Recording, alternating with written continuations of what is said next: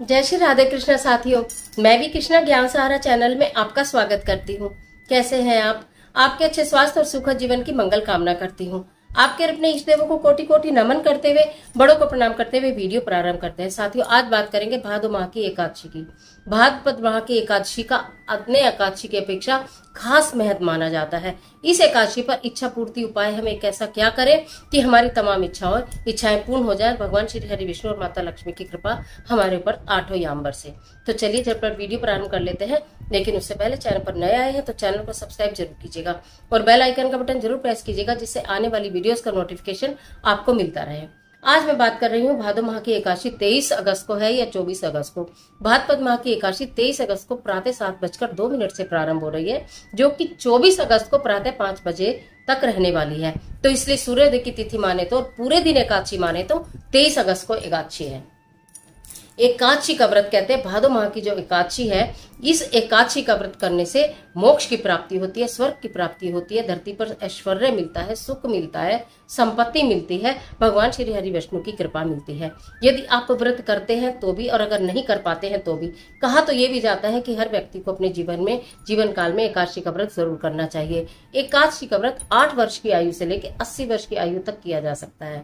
इसमें किसी चीज का परहेज नहीं। कई बार बच्चे पूछते हैं कि भी आप एकादशी का व्रत क्या कुंवारी कन्याएं कर सकती हैं, या कुछ लोगों में ये भ्रम है कि एकादशी का व्रत केवल विडो लेडीज करती हैं या फिर एक बड़ी उम्र में जाके किया जाता है। उम्र का तो किसी को पता भी नहीं कि हमारी कितनी उम्र है। अगर हम ये सोचेंगे हम बड़ी उम्र में जाके कुछ करेंगे और बड़ी उम्र नहीं मिली तो हम तो नहीं जानते ना हमें कितनी उम्र मिली है। तो इसलिए जो प्रेजेंट में कर सकते हैं वही करिए। प्रेजेंट में जीना सीखिए, प्रेजेंट में सोचना सीखिए और हर कुछ प्रेजेंट में कि मेरे साथ अच्छा हो रहा है, पॉजिटिव थॉट अपने अंदर लाइए। तो बात हम कर रहे हैं एकादशी की। एकादशी का महा उपाय क्या बताऊं कि 5 सुपारी आपको लेनी है, 5 आपको तुलसी पत्र लेने हैं, थोड़ा सा पीला कपड़ा लेना है, थोड़ी सी हल्दी लेनी है। भगवान श्री हरि विष्णु का मैंने बताया, अगर आप व्रत नहीं भी करते हैं तो चावल का आप त्याग करेंगे, सात्विक भोजन आप ग्रहण करेंगे, भगवान श्री हरि विष्णु के पूजा में, मानसिक पूजा में मगन रहेंगे। ओम नमो भगवते वासुदेवाय, ओम नमो भगवते वासुदेवाय मंत्र के जाप का उच्चारण करते रहेंगे, चाहे मन ही मन करें, लेकिन इस कार्य को करेंगे। भगवान श्री हरि विष्णु को पीले फूल, पीले वस्त्र, पीले रंग की मिठाई जरूर अर्पित करेंगे। इसके अलावा अगर आपके मन में इच्छाएं अधूरी हैं, यदि आपकी इच्छाएं बहुत उपाय करने से भी पूरी नहीं हो रही हैं, आपको ऐसा लगता है कि जाने ईश्वर हमसे नाराज हो गए हैं, आपको ऐसा लगता है जाने ईश्वर हमारी कब सुनेंगे, आपको ऐसा लगता है कि ईश्वर हमारी सुनते ही नहीं है, हमारी कोई इच्छा पूरी नहीं हो रही, तो आप इस उपाय को कर लीजिएगा।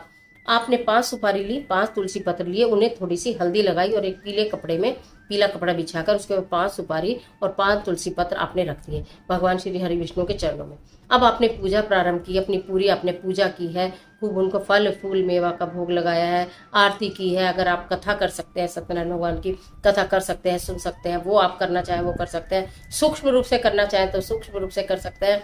उसके पश्चात आप अपनी इच्छा बोलते हुए कि कौन सी ऐसी परेशानी है हे प्रभु मेरे जीवन में जिसका कि आप निवारण नहीं कर सकते, इस तरह से निवेदन करते हुए, प्रार्थना करते हुए अपनी मन की बात, चाहे आप अपने लिए या अपने परिवार के लिए भी कुछ सोच रहे हैं तो वो भी आप बोलिए। उसके पश्चात अपनी इच्छा बोलने के पश्चात वो एक कपड़ा जिसके ऊपर आपने 5 सुपारी, 5 तुलसी पत्र रखे हैं और हल्दी उनके ऊपर लगाई है, उसको आप पैकेट टाइप बना दीजिए या गांठ बांध के भी आप पोटली टाइप भी बना सकते हैं और वहीं चरणों में रखे रहने दीजिए। इसी एकादशी से प्रारंभ करके अगली एकादशी तक वो वहीं भगवान जी के चरणों में रहेगी। प्रतिदिन जब आप पूजा करते हैं तो आप उसको पोटली को उठाएंगे, अपने हाथों में रखेंगे, ओम नमो भगवते वासुदेवाय मंत्र का कम से कम 21 बार उच्चारण करेंगे। अगर संभव हो कि आप एक माला कर सकते हैं, तुलसी की माला आपके हाथ में होनी चाहिए। और एक और बात बताऊं, कभी भी आपके जीवन में कहते हैं तुलसी की माला धारण कर लेनी चाहिए। तुलसी की माला धारण करने पे आकस्मिक मृत्यु होने का भय नहीं रहता है। तो अगर आप तुलसी की माला धारण करना चाहते हैं तो एकादशी से बढ़िया दिन कोई नहीं होता है। या जन्माष्टमी, अभी कृष्ण जन्माष्टमी गई है, उस पर भी आप कर सकते थे, या पूरा भादों का महीना चल रहा है, एकादशी पर भी आप तुलसी की माला धारण कर सकते हैं। नहीं करना चाहे तो तुलसी की माला अपने घर में जरूर ले आइएगा और हमेशा एकादशी पर तुलसी की माला को हाथ में लेकर अगर आप मंत्र का जाप करते हैं तो अनेकों सुखों की प्राप्ति होती है।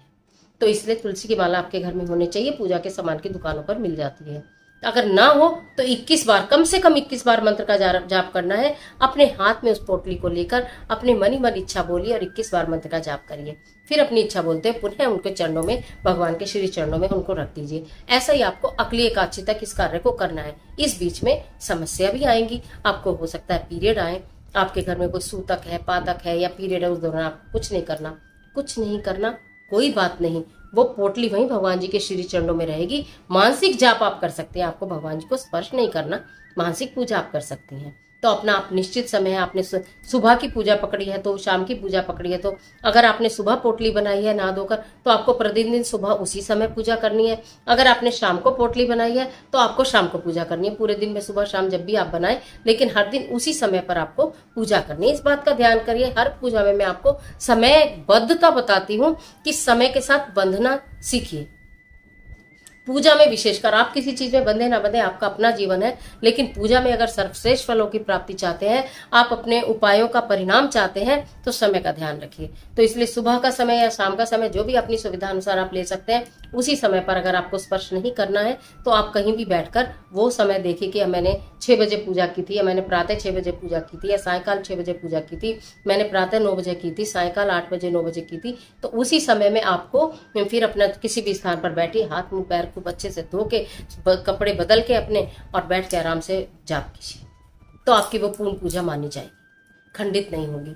इस विषय में आपको मैंने इसलिए डिटेल में बता दिया है। तो 21 दिन बाद जब आपकी ये 21 बार जाप करने के बाद फिर आपकी इस एकादशी के बाद अगली एकादशी आएगी, उस दिन तक इसको करने के पश्चात वो पोटली फिर अगले दिन द्वादशी के दिन, अगली द्वादशी के दिन आपको वहां से भगवान जी के श्री चरणों से ले लेनी है। जिस कामना को करते हुए आपने वो पोटली बनाई थी, आशा करती हूँ वो आपकी इस एकादशी से प्रारंभ होकर अगली एकादशी से इच्छा निश्चित पूरी हो जाएगी, या पूरी होनी प्रारंभ हो जाएगी। प्रारंभ तो हो जाएगी, और अगर कोई छोटी सी इच्छा हुई तो निश्चित पूरी हो जाएगी। आपने कोई बहुत बड़ी इच्छा की, लेकिन इच्छा जो भी करेंगे वो जायज ही तो करेंगे ना। आप ऐसा तो नहीं कर सकते कि आसमान से मुझे चांद मिल जाए इस एकादशी से उस एकादशी के बीच में, तो वो नहीं ना। जायज इच्छाएं जो कि संभव है, हो सकती हैं, जो हमें मिल सकता है लेकिन नहीं मिल पा रहा है, उसके लिए। तो उसके बाद उसे जिस व्यक्ति के निमित्त आपने किया, चाहे अपने निमित्त किया, अपने पति के निमित्त, अपने बच्चों के निमित्त, जो बच्चे यहाँ नहीं रहते उनके निमित्त आपने किया, तो उस पोटली को उठाकर वहीं रखिएगा। पति के लिए किया तो पति के सामान में रखिएगा, उनका रोजगार अच्छा चले, उनको नौकरी में प्रमोशन मिले, वो ट्रांसफर चाहते हैं तो ट्रांसफर मिले, उनके अपने कलीग्स के साथ बहुत अच्छी बने, उनको अपने कार्यालय में, अपने ऑफिस में मान सम्मान मिले, अगर वो किसी मार्केट में बैठे हैं तो उनकी पहचान बढ़े। इस तरह की अगर आपने कोई इच्छा की है तो आप अपने पति के अलमीरा में, कबर्ड में, जहाँ उनका सामान रहता है, कपड़े रहते हैं, वहां रखिए। अगर आपके अपने बच्चों के लिए कर रहा है कि मेरे बच्चों को खूब तरक्की मिले, या मेरे बच्चे की जो भी निमित्त है, अनेक चीजें होती हैं, ऐसे कितनी बताई जाएंगी, तो आप अपने बच्चे की अलमीरा या कपड़े में रखिए, बेटी या बेटे के। और अपने लिए किया है तो अपने उसको पोटली को रख के छोड़ दीजिएगा। आप ये देखेंगे कि जब ये एक एकादशी से दूसरी एकादशी तक का उपाय है, अगर इस बीच इच्छा आपकी पूरी हो जाती है तो भी आपको एकादशी तक उसको रखना है। उसके बाद आप उसे केले की जड़ में रखाएंगे, अगर आपकी इच्छा पूरी हो गई। और अगर आपकी इस बीच में इच्छा पूरी नहीं हुई, लेकिन आपको आसार दिख रहे हैं होने वाले, तो जब इच्छा पूरी हो जाए तब उस पोटली को वहां से निकाले के केले के वृक्ष के नीचे आपको समर्पित करके आनी है। इस बात का ध्यान रखिए, उपाय तभी पूरा होगा। अगर आपने बच्चों के निमित्त किया तो बच्चों से फोन करके पता करिए कि बेटा आपका वो काम हो गया कि नहीं हो गया। अगर बच्चे कहें हो गया तो तुरंत उसे वहां से निकालो और केले के वृक्ष के नीचे रख कर आ जाओ। ये है पूरा उपाय। आशा करती हूँ वीडियो आपके लिए बहुत उपयोगी साबित होगी। आपको सारी बातें मैंने क्लियर समझाई, समझ भी आ गई होंगी, और ये आपके लिए बहुत महत्वपूर्ण भी होगी। मिलती हूँ एक और जबरदस्त वीडियो के साथ। तब तक हंसते रहिए, मुस्कुराते रहिए, अपना और अपने अपनों का ख्याल कीजिए। वीडियो अच्छी लगे तो लाइक कीजिए, जितना चाहे उतना शेयर कीजिए। कमेंट बॉक्स में ओम नमो भगवते वासुदेवाय लिखना बिल्कुल न भूलिए। ईश्वर आपकी मदद करे।